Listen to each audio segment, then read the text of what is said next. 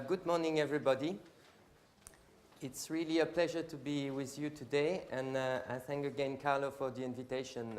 Carlo asked me to talk a bit about sustainable development, which is not my core business, but to talk also about space for sustainable development. And there I'm more familiar because I'm from the European Space Agency. So I will try to discuss a bit this morning how this technology can help in addressing the challenge of sustainable development. And to convince you from the start, I've used this picture here called the Earth's Rise, which was taken in '68 by Bill Anders.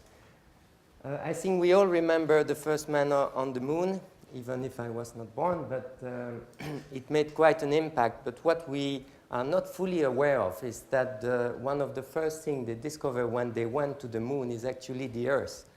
And this is the picture taken by the astronaut when he was flying back behind the moon and came back to the Earth. He was really surprised, apparently, by the fantastic show he had in front of his eyes.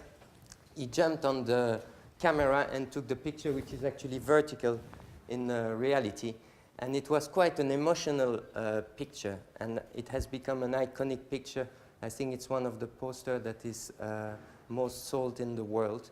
And the reason is that we don't realize this, but the perspective from space make you understand that we live on a small golf ball in the vastness of black space, if you want, and that it's a very fragile environment. It's very beautiful, it's blue, but you also see a very narrow layer of the atmosphere, which protects us. So from that perspective, you understand that we are all on the same spaceship. And this picture actually drove the whole debate on the environment and started the concept of sustainable development itself. Because when you understand that we live on a world which has limited resources, you need to manage them. And this is the basis for sustainable development. So what I will try to talk about today is about a tool to help sustainable development, and this tool is observation. Why? Because if you cannot measure something, you cannot manage it. If you want to move towards sustainability, you need to quantify it. You need a baseline, and then compare against this baseline if you have made progress or not. And this is something sometimes people forget about. You need a way to observe this.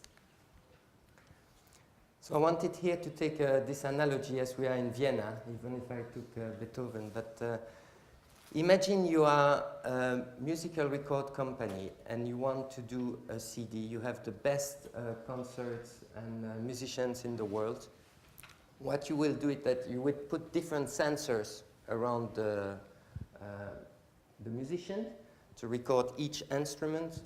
And you will do this with really high quality sensor. And you will produce a track for each instrument. However, what the public wants and what the user wants is one CD. So you will have to have a machine here which will put all these CDs together. And it's not obvious because they have different errors, different problems, etc. And you will get one CD. We face a similar issue with the monitoring of the Earth. We have no very expensive infrastructure up there. Satellites giving the global picture. They turn around the planet. They can see it from all over. They can go to remote places, to the pole where nobody goes. You have a lot of in situ sensors that are based on shape, on people monitoring the forest, a thermometer, things like this.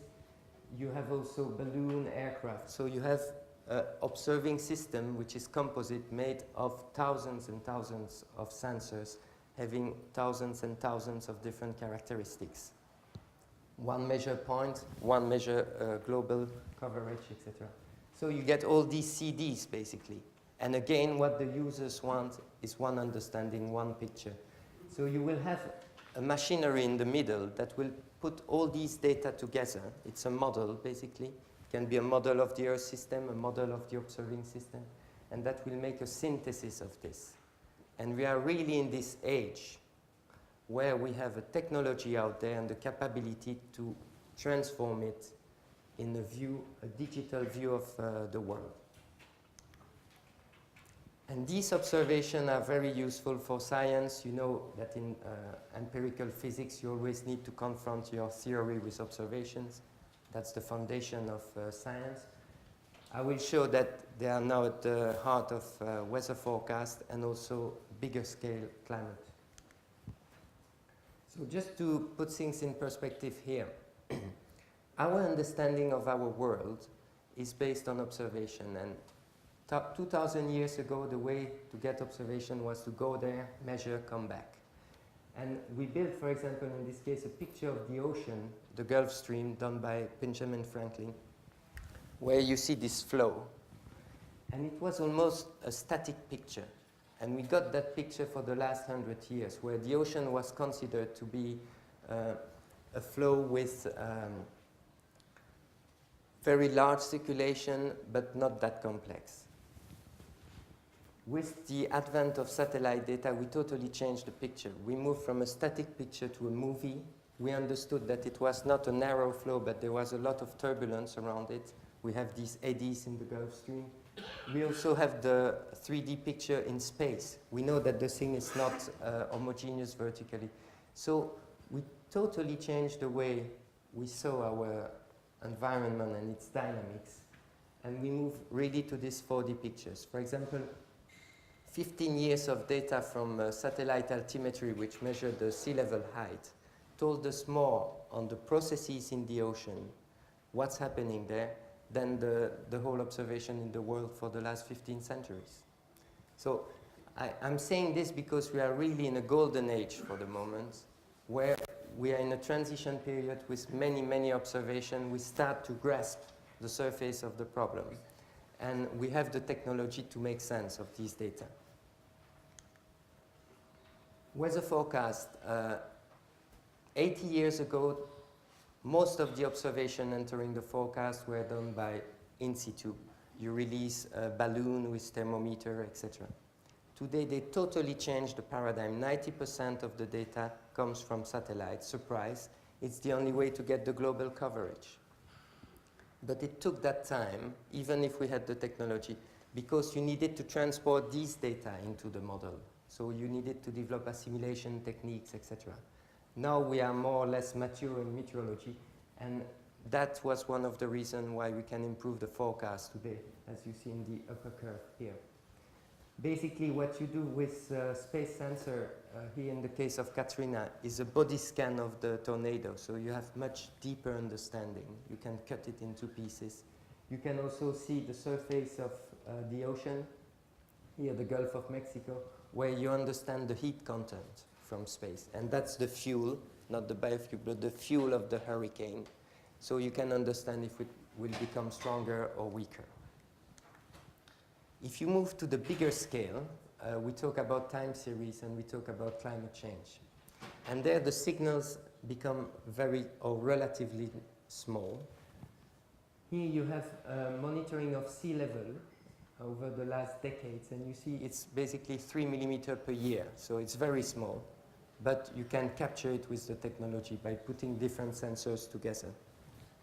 And this one was of the smoking gun of climate change that drove the issue of the political agenda. However, when you do a global average like this, you miss, actually the point is that people live in a world where there is regional changes. So with this picture, you can better understand these regional problems, especially at the coast, because that's where the action is taking place. And you also see the consistency between sea level and the warming of the ocean that we see from space, because warming of water expands it, so the water gets up. There is also the issue for sea level of the melting of ice, especially ice sheets, like Greenland here, you see, where we have a monitoring with a radar data that enables us to understand what's the balance of Greenland. And for example, Eric Rignot, with our data, managed to show that Greenland was melting twice faster than we expected, and that scientists expected, especially at the margin. That's where they lose mass. because there was a positive feedback mechanism by which the water on the top, which comes from the melting of the ice, goes down below the ice and acts as oil, and the ice is basically sliding on it. So this is a positive feedback by which you accelerate the warming. We have also seen other aspects of these smoking guns with the melting of the ice shelf in Antarctica, and the scale of it is huge in space but also in time, because it took 1 month to get this out. And it was stable for 400 years. So you see, we are in a ball game where we have very rapid changes. For the first time, there was the opening of the Arctic routes as well in 2007. We saw it in our data. We knew that ice was melting but also thinning in the Arctic, but this has major economic consequences. Not only on tourism, now people want to go there and see, but on transport, especially for oil, but also for exploration of oil, because apparently 25% of resources are locked there. And people didn't want to go there because of the ice. It's very difficult to operate. But if the ice is melting, then you can go. It's a bit cynical that people exploiting oil and creating climate change are actually benefiting from it in this sense. But let's see. Okay, so that was for the scientific part of Earth observation.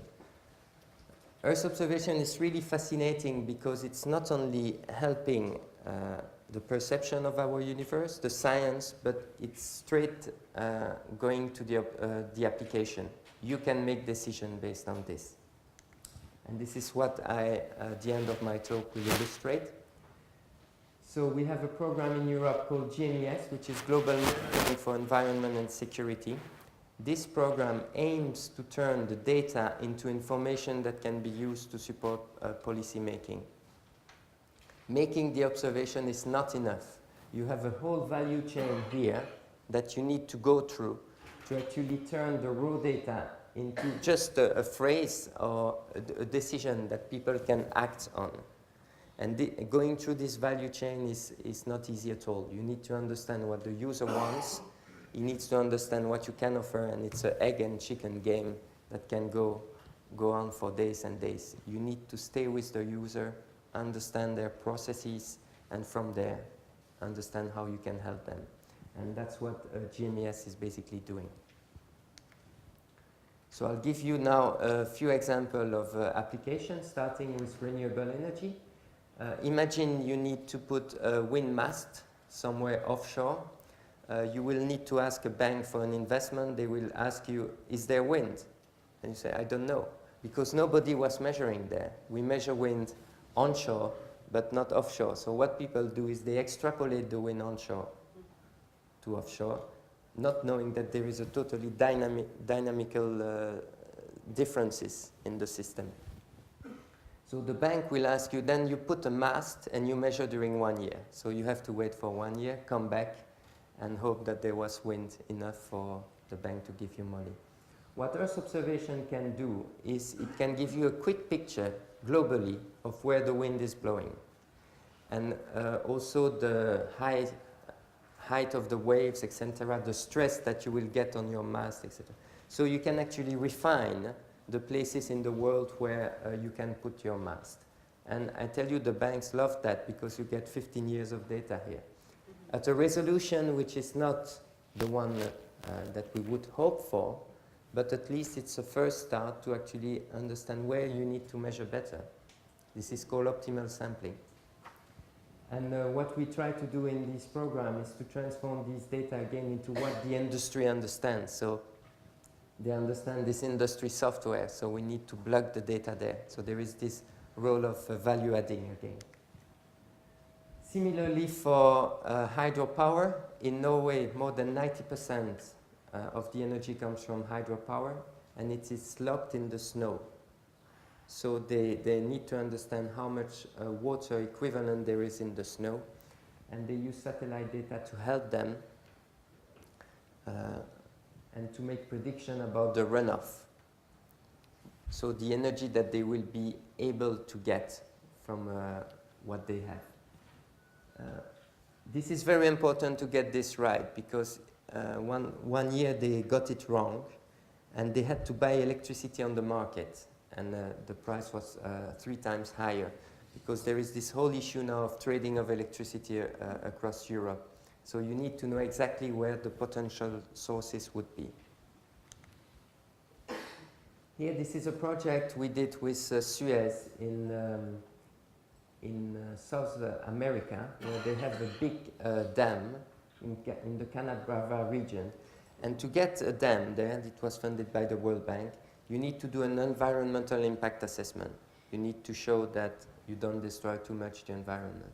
Unfortunately, the impact also comes after the dam is built, and nobody measures it.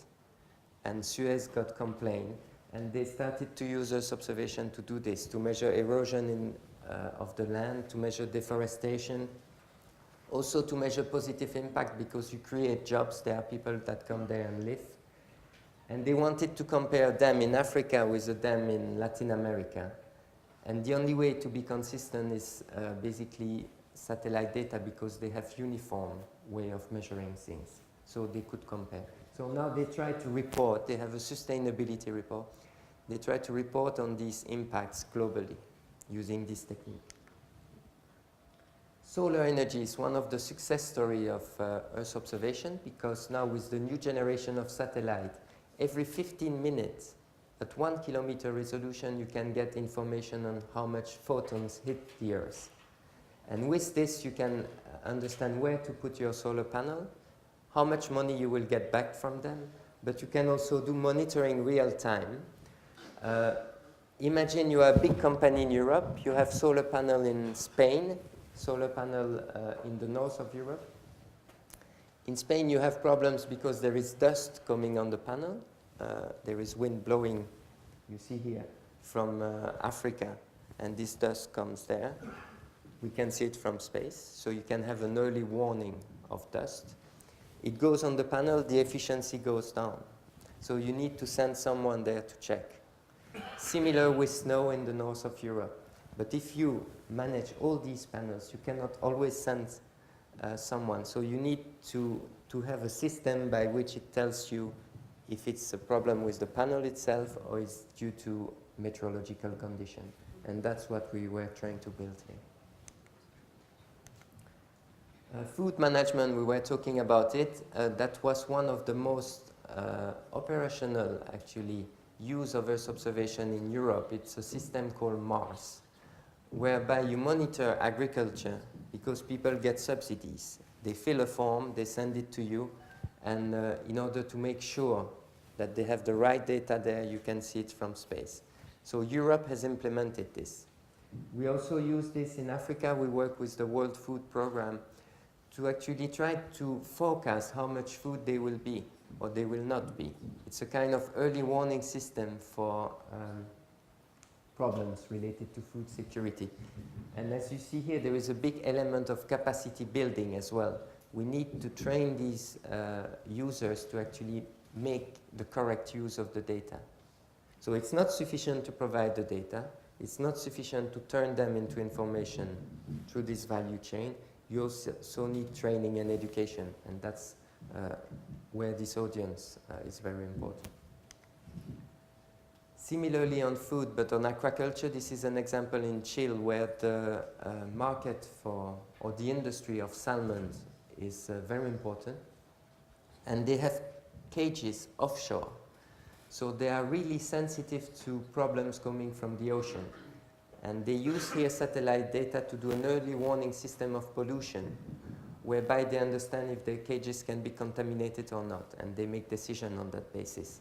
Extremely important, because if they don't do it, they lose all their fish. It happened one year, with massive economic cost. Forestry. There is also this idea for the moment that you can store carbon in forest. I'm not very in favor of this, but anyway. This triggers a whole debate about how to measure this, because you can get credits for storing carbon. And again, you need to do it against a baseline, which in this case is 1990. It has been set up in the Kyoto Protocol. So if you had no data for 1990, you cannot claim anything because you cannot see if you made progress or not. With the satellites, you can go back in the archive. So for some region of the world, you would be able to make change detection and to better understand how vegetation has changed.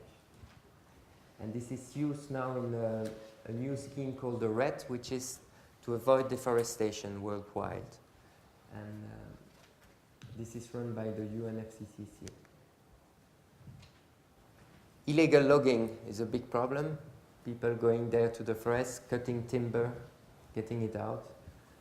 They realized that by doing a hole in the forest, they could be seen from space. So now they are more clever. They just cut under the canopy. But still, they have to build roads or trails to get the timber out. So now we monitor these roads and we check against the real one. And if there are differences, it rings a bell that someone might be cutting somewhere.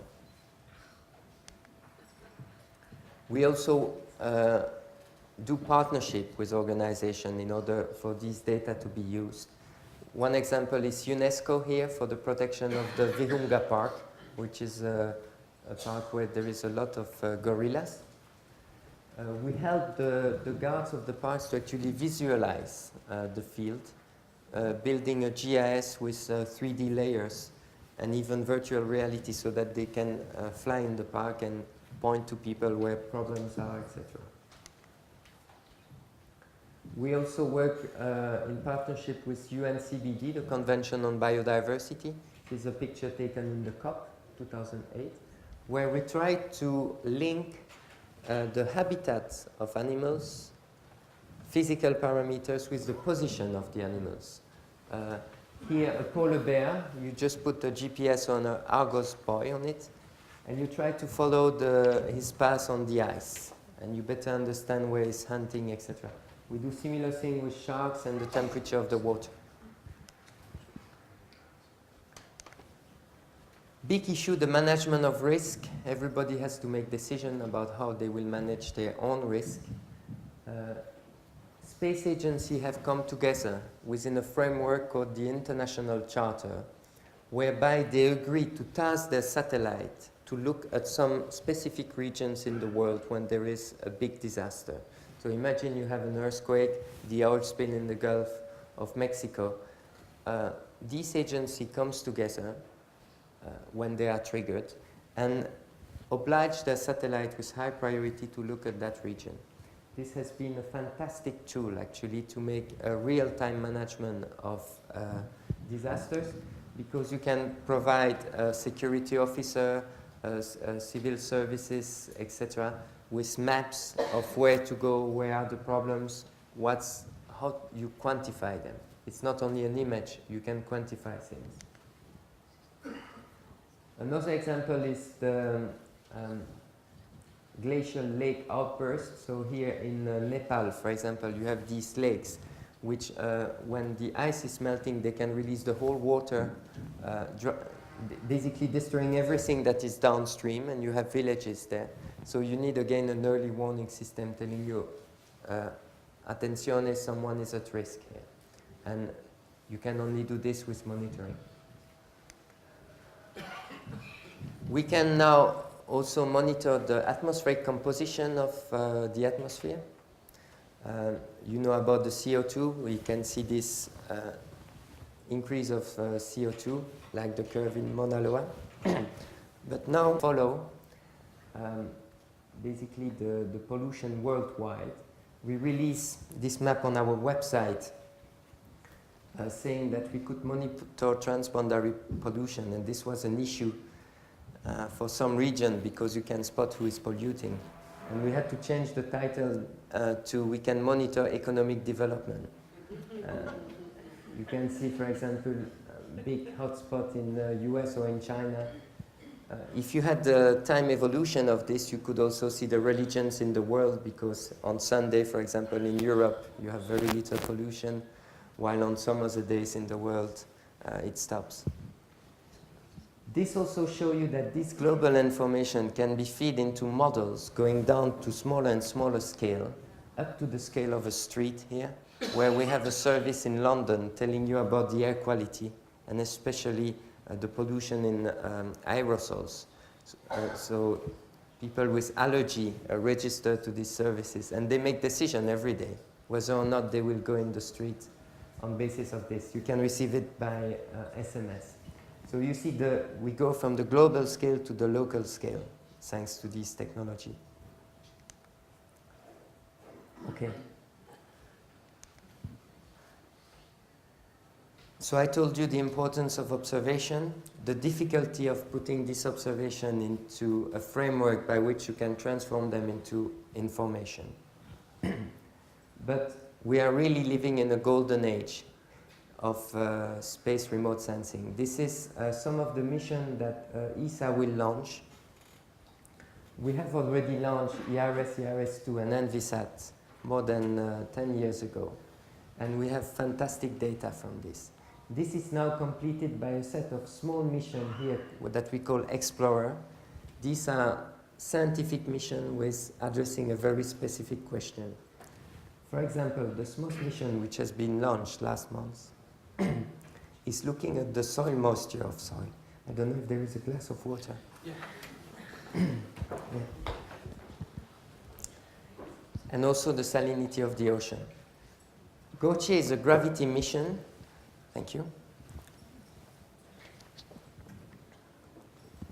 It can help you quantify the value of G. We all know it's a 9.81, but this can go to many, many decimals. This is something we don't know well. We know it where we measure it, and usually it's on land. But when you go on the ocean, you don't know it well. This instrument will have the accuracy of measuring an acceleration similar to what a mosquito will do when going on a table. Just that accuracy. So it's a mission that has been built to demonstrate technology, but it will have massive impact on science. It starts delivering data on the geoid, which is the surface of equal gravity. You will be able also to see the melting of glaciers with this, because there is an impact on the mass, and the mass movement will be captured. You can also infer how the water below the ground is moving. So you will have a fantastic insight in how the Earth is operating. We have launched Cryosat a few weeks ago. This is a mission that will measure the thickness of the ice. I was telling you that the polar region is one of the most sensitive regions. There is also a thinning on the ice, but we don't understand exactly how it's working. This mission will help us. But one of the family of missions I wanted to point to you, which I think will revolutionize the way we monitor the Earth, is called the Sentinels. ESA is going to launch a family of 5 Sentinels starting next year that will measure all parameters of the Earth, from the ocean to the land, to the ice, to the atmospheric composition. The new thing about this is that it's not a research mission, because for the moment, all our observations, apart from meteorology, are based on goodwill and research. So they disappear when the lifetime is over. This mission is there to last.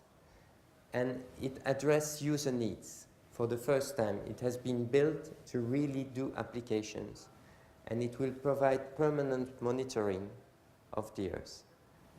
And the data policy is also new. It will be free and open to everybody. So in a few years' time, we will have this fantastic source of observation, monitoring the Earth 24 hours a day. And this will be available to you.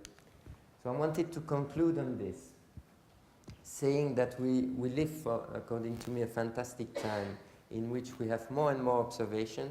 And I was mentioning the Sentinel mission. We have also access to new technology, like the internet, a virtual globe like Google Earth, which puts the data on the tip of your desktop.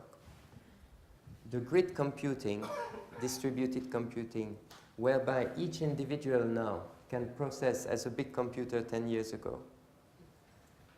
Smartphones, which enables you already today to take picture, geolocalize it, send it to a server and put it on a map. So now you are part of the observing system. This is called crowdsourcing. So we are in this time where we have new mission in space, new mission on Earth, putting them together, what we need is the skills. So we need education, and you are very important there. And of course, the goodwill. And with all these ingredients, we move towards what I call the environmental information democracy. You would be able, by going on your desktop, to actually monitor what a big company is doing, set up a blog, and start lobbying on this.